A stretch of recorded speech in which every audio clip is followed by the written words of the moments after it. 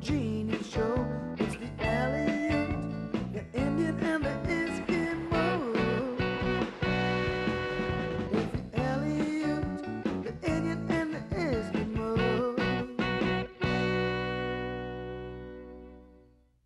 Hello and welcome to Heartbeat Alaska Native News and Information. I'm Jeannie Green. Thank you so much for joining me. Did you know that much of the land in Alaska is private property? It's that time of year now where every highway is filled with RVs. In fact, many local residents are out enjoying the good, beautiful Alaskan country, as well as outsiders. And that leads to just a small problem. Much of the land they're camping on and trespassing on is private property. We'll take a look at trespassing in Ahtna country right after this. Heartbeat Alaska is pleased to announce a brand new official hotel. We're brought to you now by Millennium Alaskan Hotel, the official hotel of Heartbeat Alaska. And Heartbeat Alaska is also brought to you by Frontier Flying Service. Thank you, Frontier, for getting Heartbeat Alaska airborne. Heartbeat Alaska is brought to you in part by Brown's Electric Lighting Gallery. Thank you, Brown's Electric, for your generous support of Heartbeat Alaska. We've been covering businesses, families, and individuals since before Alaska was a state. And we'll keep doing it until the glaciers melt on Mount McKinley. Primera Blue Cross Blue Shield of Alaska. We're here. We're with you. Heartbeat Alaska is made possible by Kupik Carlisle Transportation, your full-service transportation and logistics company. welcome back. Have you ever wondered what this beautiful state looked like over 100 years ago? Well, that memory is still fresh in the minds of the good people in the Ahtna country. And over a short period of time, changes came, changes brought by World War II, changes brought by the railroad going through and the gold rush, of course. And the people in Ahtna country have endured these changes over time, but now some things are becoming intolerable. Let's take a look at trespassing in Ahtna country. Each spring brought the return of salmon, ducks, and geese. Summers were spent gathering berries and drying fish. In the fall, they hunted moose, caribou, and bear, and throughout the winter, they trapped beaver and other animals for their fur and meat. And so it went, season to season, generation to generation. But just as surely as the changing of the seasons, the gentle subsistence ways of these Alaska natives was bound for change, and that change came in the sparkle of gold. Hundreds upon hundreds of miners rushed and heavily traveled the trail in the late 1800s from Valdez to Eagle, Alaska, followed by the construction of the Richardson Highway from Valdez all the way to Fairbanks, Alaska.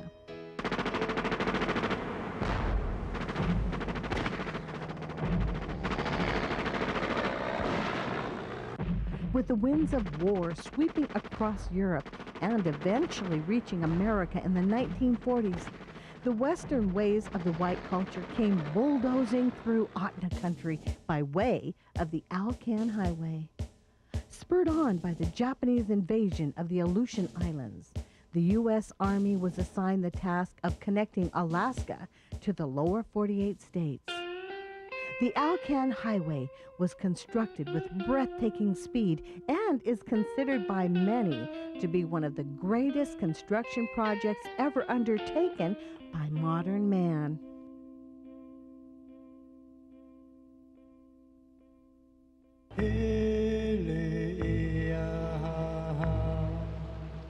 But what many people did not consider was how this highway would affect the residents of the isolated areas that it came crashing through.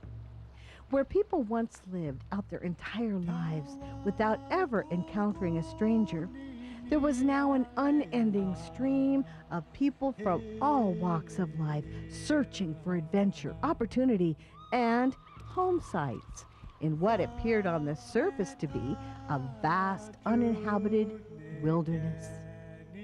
Vast, perhaps, but certainly not uninhabited.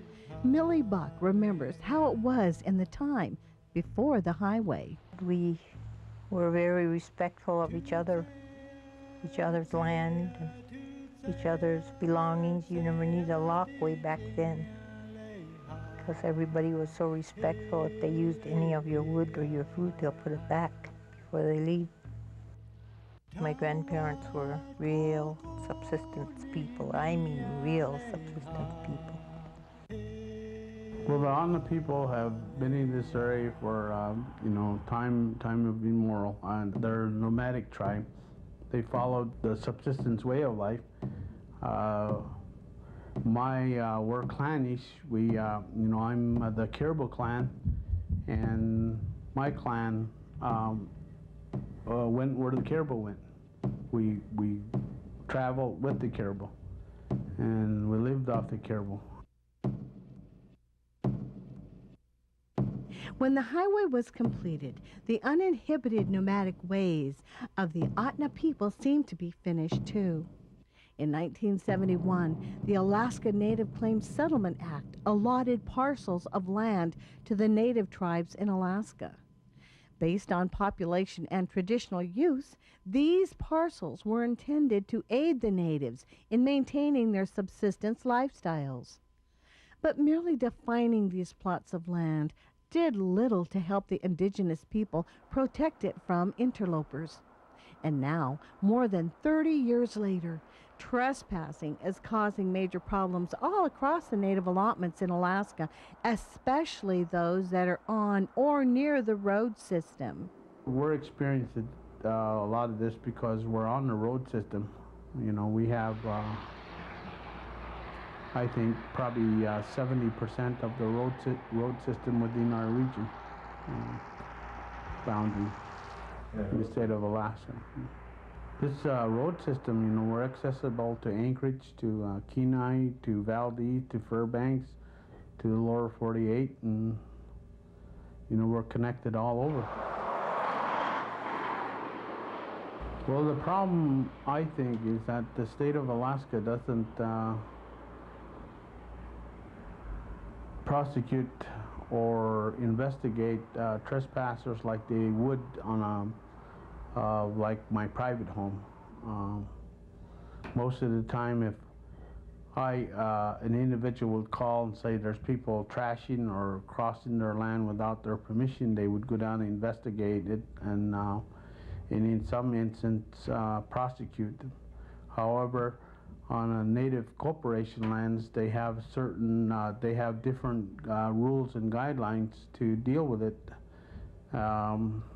We have to make a case. We have to actually find them there. We have to actually do a lot of things before the state troopers and them actually come down and investigate. And most of the time, their excuse is that they don't have the manpower to do it. So, and it's widespread.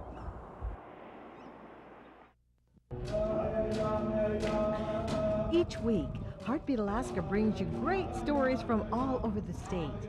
And we couldn't do it without the generous support of Frontier Flying Service. Frontier gets our camera crews where they need to go. So whenever you see a Frontier plane, give them a wave. Say hi from Nuxet. You might just be on Heartbeat Alaska. Frontier Flying Service, covering Alaska for over 50 years. From the moment you enter the doorway at the Millennium Hotel, another world surrounds you. It's a world of friendly faces and cordial service. It's a place of great taste and great tastes.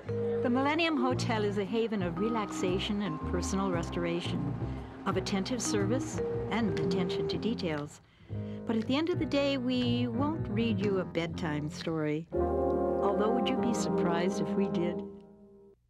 Let's go back to Ahtna country now and take a look at how trespassing are affecting the good people that live there, not only affecting the lives of the landowners in Ahtna country, but also affecting the health of the people that live along the rivers. Well, we have an area that is one of the most easy accessed areas in the state of Alaska. have several roads that lead people to this area. You have people that come up from the lower 48 via the Alcan. You have people coming from Anchorage via the Glen Highway, the Richardson Highway that runs from Valdez all the way up to Fairbanks, and the Denali Highway that comes from the Parks Highway over to the Richardson. You have the Toke Highway, which goes from Toke down to our area here. All of them lead to some of the most accessible areas that there's a lot of state land, a lot of federal lands, and then there are a lot of private properties as well. And when you have a lot of land like this in this area and it's easily accessible, it creates an issue called trespass, and that's what we deal with on a regular basis. We try and find ways to limit those impacts, but it's not an easy issue, and getting a response from the state and federal agencies is very difficult.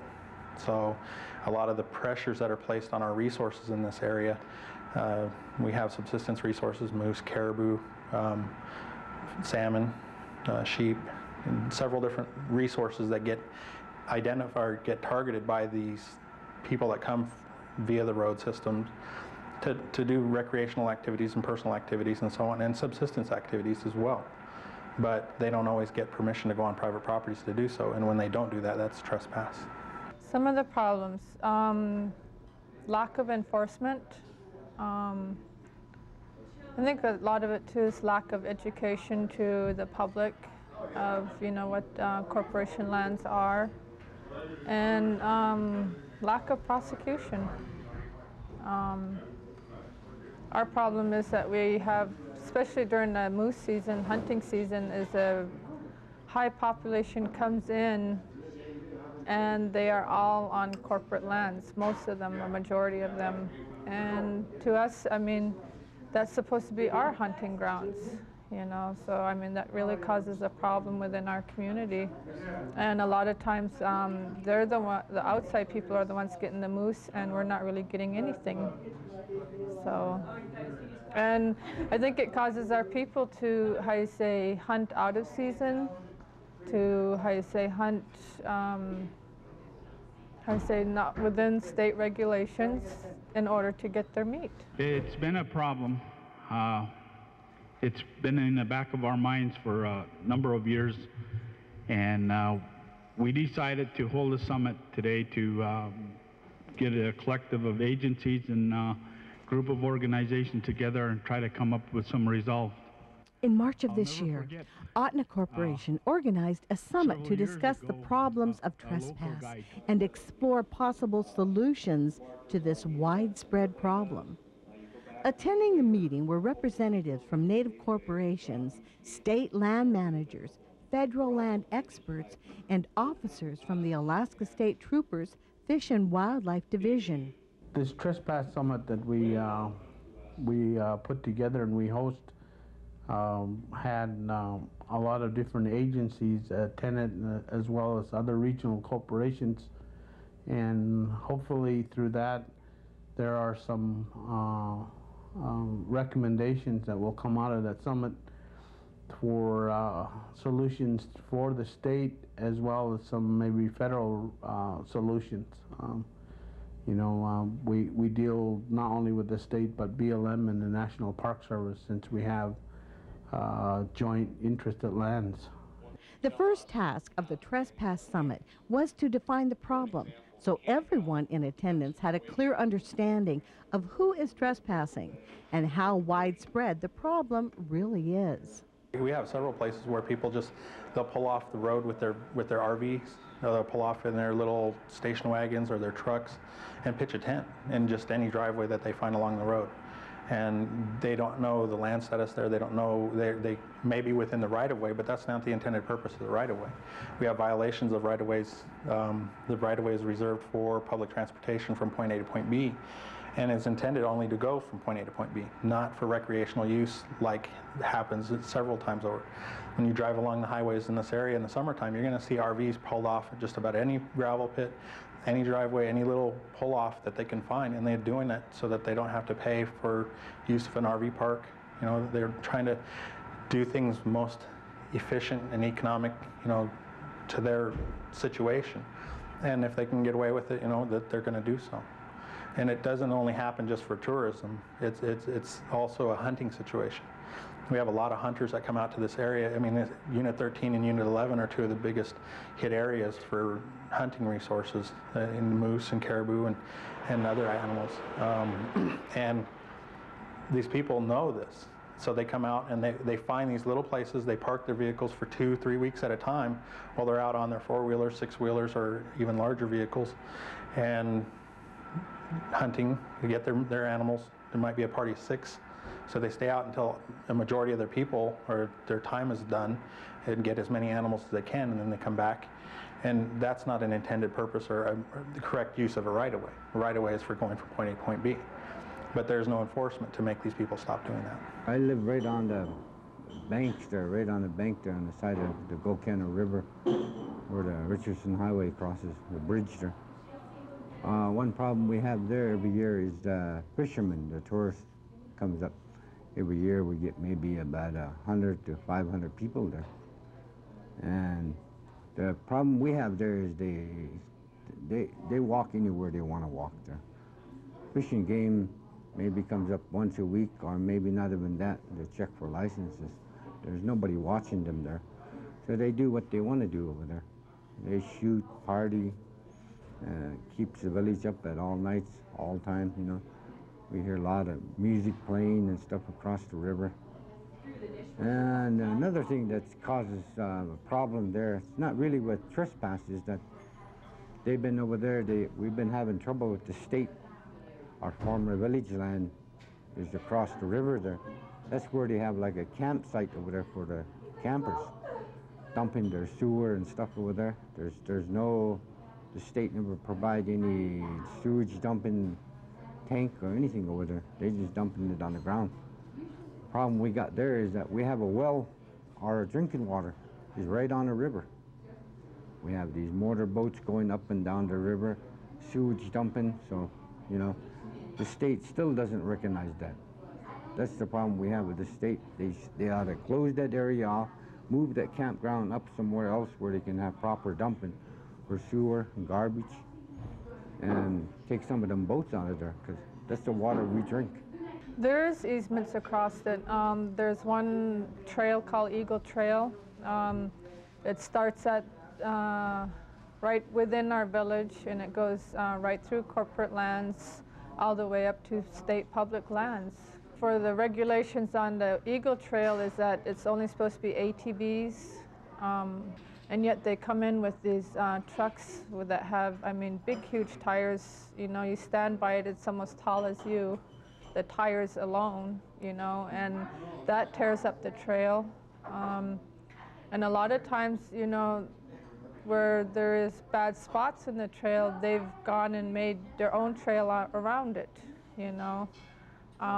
But they also go through 2 creeks and a river, which are spawning areas for the salmon. And those salmon spawn, and they come all the way up from the ocean, the Copper River, Salina River, up to these creeks.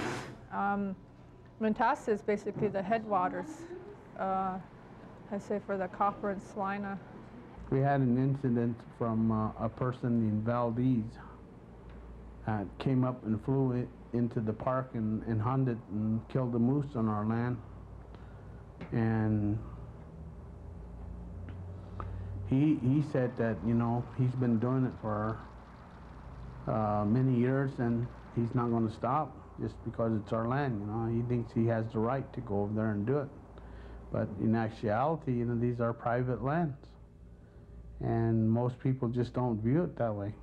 I think that for Native Alaskans, and particularly the Ahtna people, trespass is an issue of being treated as a second-class citizen. It's apparent from not only the state's attitude, but the federal government's attitude, that native land, which they hold in fee simple title, is not the same as private land that you and I might own and build our houses on. If I have a problem with trespass on my property, it seems that the state's more than willing to respond to those needs to help me protect my land. whereas for Native Corporation land, the same type of cooperation, so to speak, the same type of protection is not afforded to Native corporations.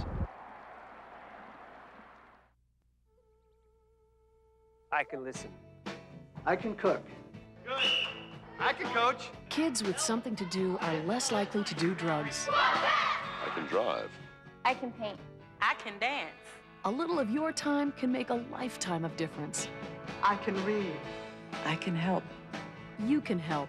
Call toll-free 1-877-KIDS-313 to find out about community drug prevention programs.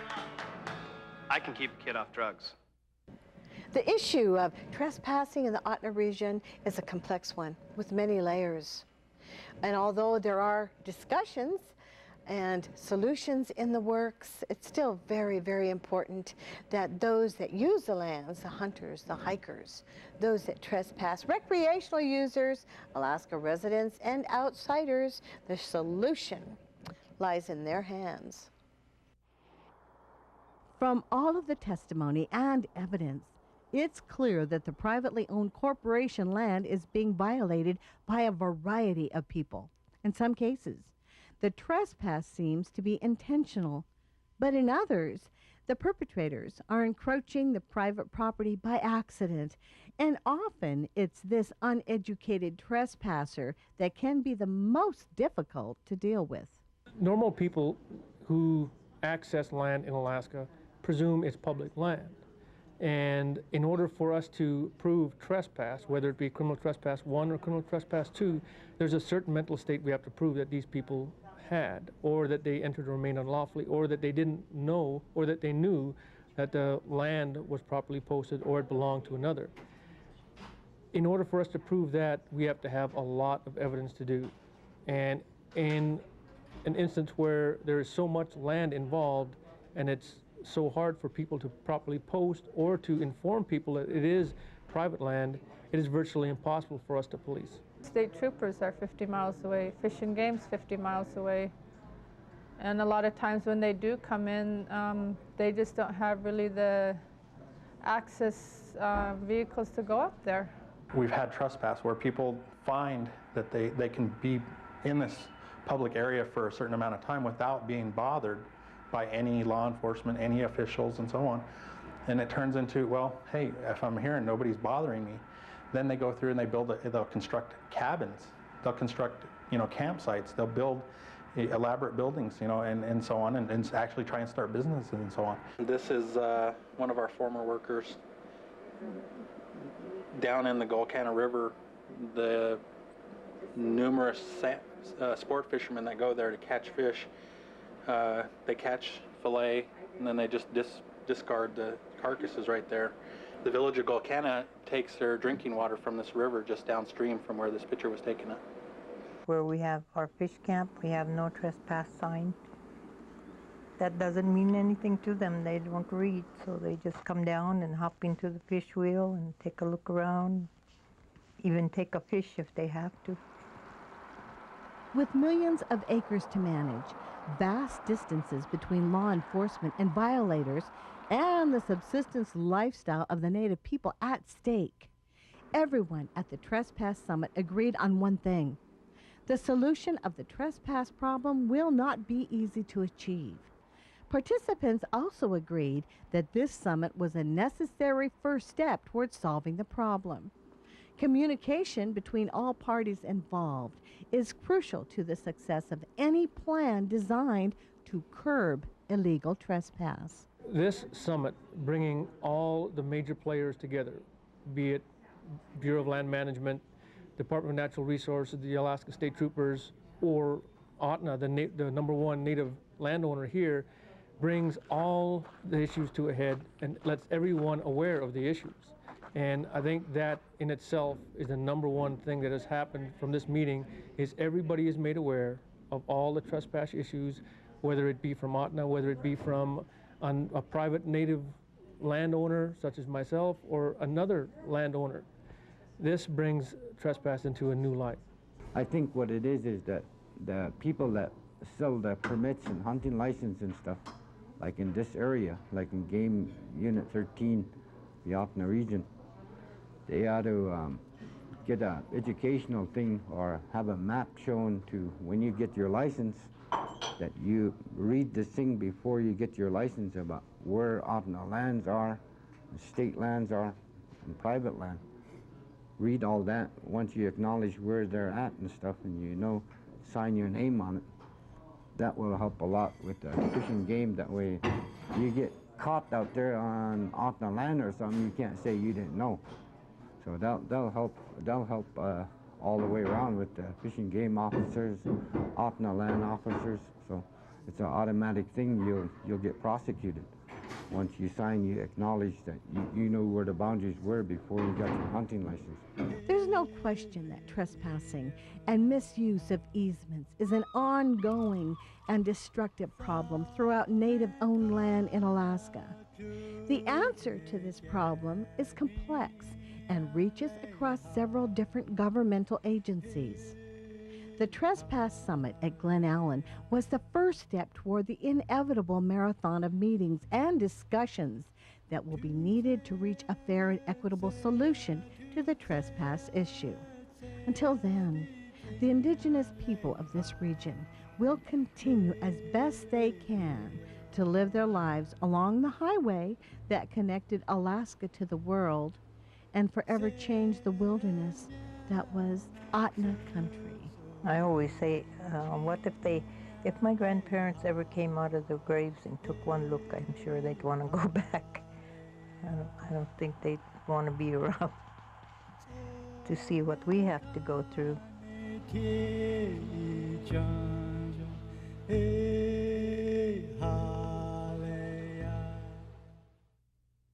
Thank you, everyone, for joining us for Heartbeat Alaska Native News and Native Information. Hello once again to our new viewers in the state of Washington. So nice to have you with us. And thank you for joining us for another Heartbeat Alaska. It's a pleasure bringing this program to you. I'm Jeannie Green. For all of us here, God bless you. We'll see you again next week. It's Heartbeat Alaska. It's Heartbeat Alaska. You can hear it from Sitka to Barrow. Gather around for G.